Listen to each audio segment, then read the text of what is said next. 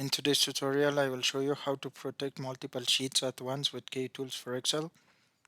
Sometimes you don't want to protect all the sheets in your workbook and only want to protect some specific sheets. In this situation, the VBA code will not work, but with Kutools for Excel's Protect Worksheet utility, you can protect both all sheets and specific sheets quickly and easily. Click the Kutools Plus tab. In the Security group, click the Protect Worksheets drop-down list and click Protect Worksheets. In the Protect Worksheets dialog box, select the sheets that you want to be protected, and by default all of the worksheets within the current workbook are checked.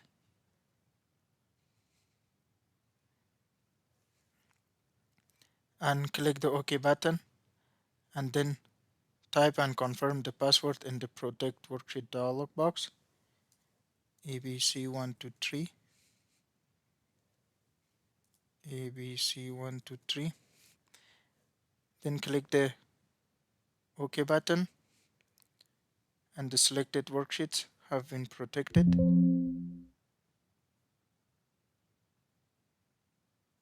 Close the dialog.